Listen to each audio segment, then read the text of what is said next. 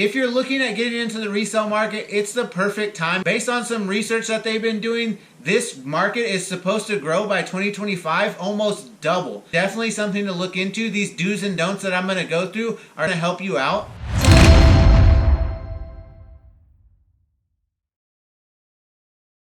What's up? It's Matt, the Overall Bargain Hunter here. If this is your first time checking out my channel, I go out to thrift stores, flea markets, garage sales, retail stores, see what I can find and flip for a profit, and I bring you guys along for the journey. If you like this video, make sure you hit that like button, subscribe, and check out some more of my videos. In today's video, it's going to be a little bit different. It's the end of June, beginning of July, so I'm going to do like a mid-year review on how my year's been going, but I'm also going to give some do's and don'ts of reselling. So if you're looking at getting into the reselling business, this will be a good video for you. Either way, I hope you guys enjoy this video. Let's get right into it. Let's check it out.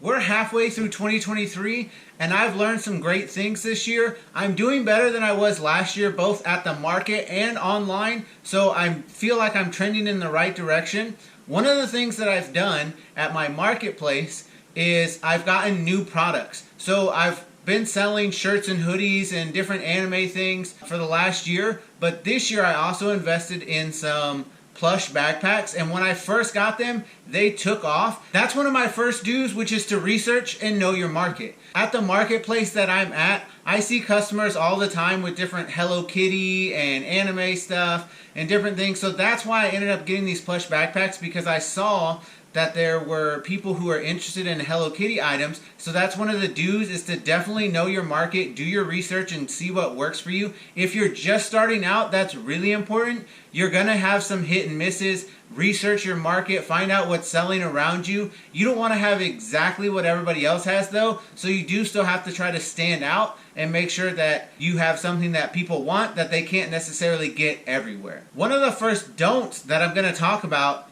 is not to just use one method. You don't want to just sell on one platform. You don't want to just sell on eBay. You don't want to just sell on Facebook Marketplace. You don't want to just sell in person. Now, you might not want to do all of those things, but don't just do one, especially if you're not doing well with it. Kind of spread yourself out and see how that goes. There are a lot of places that you can sell online, whether it be Facebook Marketplace, OfferUp, eBay, Mercai, Poshmark, all these different places that you can sell. They have apps where you can cross-post on these things. Now, I don't personally use one of those apps because I only sell on a few of those, because most of my business comes from the in-person sales. But I know not everybody wants to do the in-person sales, and that's okay. So if you're not going to do the in-person, then try some more of those apps and see what's going to work for you. But definitely, you have to spread yourself out, test your market, and see what's working for you. Don't just do one method and think that that's the best way to go, because oftentimes, even if it's not a whole lot, you'll still get more business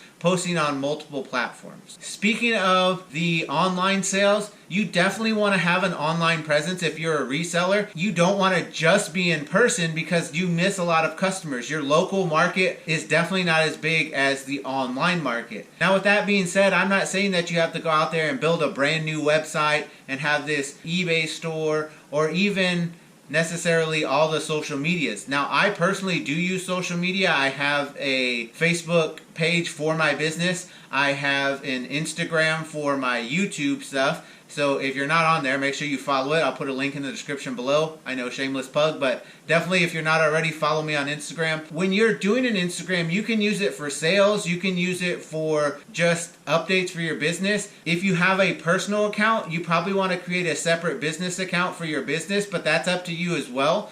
Just depends on how you're running your stuff, but you definitely want to have an online presence. Recently this year, I started doing on my Facebook page a product of the month, and I'll put a picture up here of what that looks like. Now, this has worked well for me. A couple weeks ago, I was able to place a product of the month, which was a Volkswagen van speaker, and someone saw that on Facebook Marketplace. I ended up selling all of my Volkswagen van speakers, but he also ended up wanting to buy all of my Volkswagen Bug speakers and some other speakers that I had. So by doing that and having an online presence, I was able to create a sale. That's something that you get when you have that online presence. People start to follow your social medias and they'll keep up with you that way. So it's definitely something to consider and to do if you're going to be in this resale business. And one of the don'ts, and this is something that I've been a little bit bad on with my online presence, is don't be inconsistent. You have to be consistent in order to continue to do business, and that's in anything you do. Consistency is key. On my online presence, I created my Facebook page a few years ago, and when I first started out, I had a little shop that I was putting stuff in. I had all this stuff, and then I started concentrating more on the in-person, and I just kind of left off of my Facebook page and updating that. Now I've started being better about that this year and being more consistent, and I'm trying to do at least weekly posts on there to try to keep that up. On my Instagram, I try to keep up with weekly posts as far as what's sold, and I do little advertisements for my videos that are coming out. I try to be consistent with that, but it's something that you need to do, because if you have people following your page and you don't ever post anything, they're going to either not follow, or then when you start posting again, they're not going to get the alerts. They're not going to pay attention to that. So consistency is key with that. Don't be inconsistent. And that goes not only with online presence, but your sales as well. Be consistent if you're at a market. Try to get there more often. I'm at the same spot at the same market every weekend, and so I have repeat customers that come multiple times during the month, and they specifically look for me. I had a customer just this last weekend that said she came on a Friday. Now I come on Saturday, Sundays, and somebody else was at my spot on Friday, and she told me that she got mad at them and said this isn't their spot, and she was specifically looking for me. So she came on Saturday and ended up buying some stuff from me Saturday, but I just thought it was a funny story how she told me how she came on Friday and got mad at the person that was there because they weren't me. That's something that comes with consistency. I've been at that same spot for over a year now, and so that's going to happen. People are going to expect me to be there, so when you can be there, be as consistent as you can be.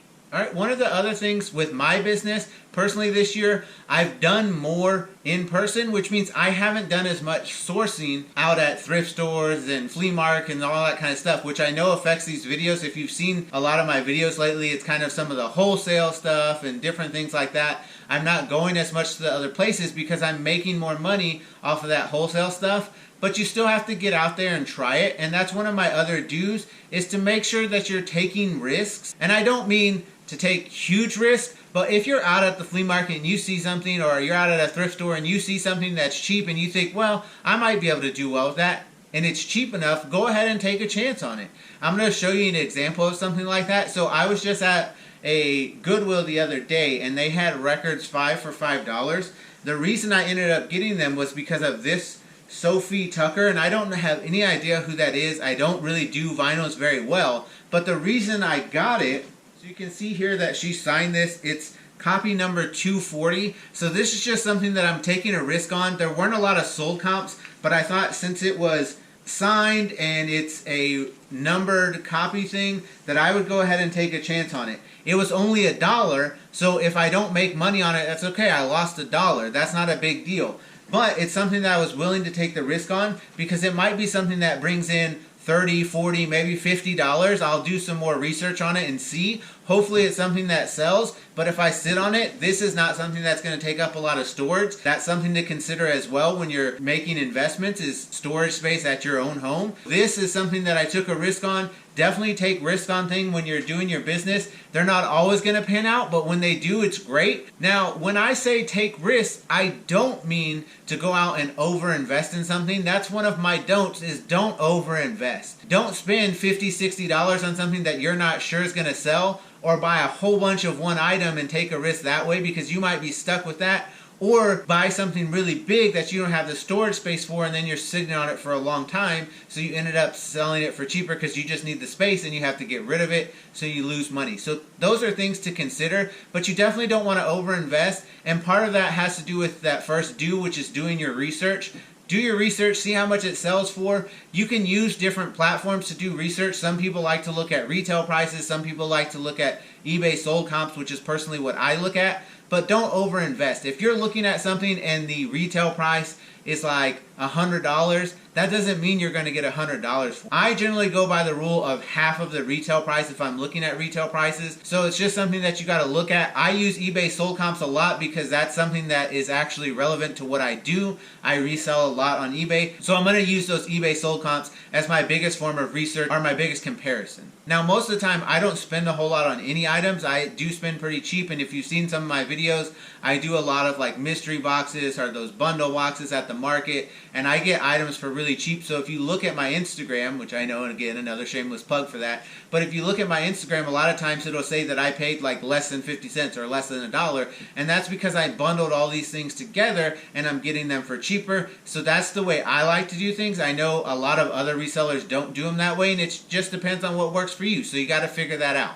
One of the other do's is to make sure that you're putting good descriptions online and using good pictures. Now, I don't have the best quality pictures. I don't have the best quality video on these videos. I don't have the best audio and lighting. My brother-in-law likes to point that out to me because he's a professional filmographer, and he's always talking to me about my lighting and my audio, and I don't have like fancy equipment. I just use what I have. But when you're selling online, you need to take decent pictures. Now, you can stage some stuff. You can set up something in your house or outside if you want the pictures to look really nice. I'll do that sometimes, but I do have a specific spot in my sales room that has a black background ring light that I use for lighting, and I try to use that. Now, I will admit that I'm not the best at pictures, but I do try to have good pictures, make sure stuff's not cut off, it's not blurry. That's really going to help your product sell. And having a description more than just a title also helps. Now, I will say a lot of times online, people don't always read the descriptions, but it does help to have that information in there, especially if your product has some defects or something like that. You want to make sure you're including that in your descriptions. Do make sure you're taking good quality pictures and you're putting good descriptions on your items. That's just going to help you sell well. That leads me to another one of my don'ts, which is don't give up. Sometimes posting online is more work than people think. You do end up spending a lot of time doing those posts, especially if you're just starting out and you're not used to it. You'll get into the groove of it as you go, but don't give up, especially if something's not selling or you're selling in person and you have a slow weekend. Don't just quit and stop. You got to keep going, be persistent. Persistence is the key to success in a lot of different things. So make sure you're not giving up. You keep going, you keep trying. If something's not working for you, try something different. When I first started out, I was doing a lot of electronic and I wasn't making a whole lot of money on them, but I was still making a profit. It wasn't until I ended up getting some clothes in a pallet and it did really well for me that I realized, okay, this is the direction I'm going to go. And since then, it's just worked out for me. So if I would have given up after the first couple of weekends of inconsistent sales with those other items, I would have never been where I am today. And I left my teaching job. This is what I do full time now. I have a very free schedule for the most part, so it's something that I wouldn't have had if I would have given up early on. The last do that I'm going to talk about in this video is connecting with your customers. Now, that can be online, where if you have a page or you have a following on your social media, you're keeping up with them that way. And I try to do that through videos and through different things on media. But for me, it's more about my in-person customers. I'm at the flea market, and every weekend I do have repeat customers, but I always engage customers. I always talk to them. And anybody that knows me can tell you that socially, I am pretty awkward. Socially, it's not my strong suit. I am autistic, so that is something that I've struggled with my whole life. But when I'm selling or when I'm out at work, I do better with that environment. But either way, connecting with customers and building that customer rapport is going to be really important for your business. So that's something you do want to do for your reselling business. Even if it's not a huge business and it's just a side thing, that is something that's going to drive up your sales. So definitely consider connecting with those customers in some way. The last don't that I'm going to talk about is pricing your items. You don't want to over or underprice your items, and it is kind of a hard thing to hit that sweet spot sometimes. You don't want to overprice your items where no one's interested, so you want to make sure that you're having a price that catches people's attention, but you also don't want to underprice the item and then lose money on your investment. For my general rule of thumb, I try to get at least 2 times return on investment. So if I spend $10 on something, I want to make at least 20 for it. Now, for me, a lot of times with the mystery boxes and the bundle boxes, I'm doing way over that because a lot of times the items average to under $1, and so I'm usually making 10, sometimes 20 times my money on those items. But I don't always sell all of those items, so that's something to consider. However, on my wholesale items, sometimes I don't make double my money. Like I was just talking about the Bluetooth speakers that I sold. Since I sold him so many, I gave him a deal, and I was still about 2 times my money, but I was a little bit under. At the market, I try to get at least 2 times my money. I sell shirts and hoodies. I spend about $10 on the hoodies, so I sell them for $20. I want to make double my money, or else it's not really worth the time and investment, especially if you're not selling every single item and selling out. Then you need to make up for that by making at least 2 times your money return on investment. So you don't want to underprice your items. Now, like I said, I use eBay sold comps, so I'll go on and look at the sold comps and see like the average price that it sold for and try to be a little bit less than that, because I know that my item will sell quicker that way. But definitely do your research on that. Definitely enjoy what you're doing and have fun. Like I said, this year I've been doing better and I'm happy about that. Now my online growth, as far as my videos and subscribers and all that, it's kind of been stagnant for a while. I'm hoping to change that. I need to figure out what I need to do to get that to grow. But if you're watching this video, make sure you hit that like button, subscribe, check out some more of my videos, help my channel grow. I really appreciate you guys. You guys are awesome. If you're not already, I've already said it a couple of times, but make sure you follow me on my Instagram. I'll put a link in the description below. Don't forget to like, comment, share, and subscribe. That's the way we grow the channel. As always, you guys are awesome, and I appreciate all of your support. I hope you guys got some good information from this video. This is Matt, the Overall Bargain Hunter, signing out. See you guys next time.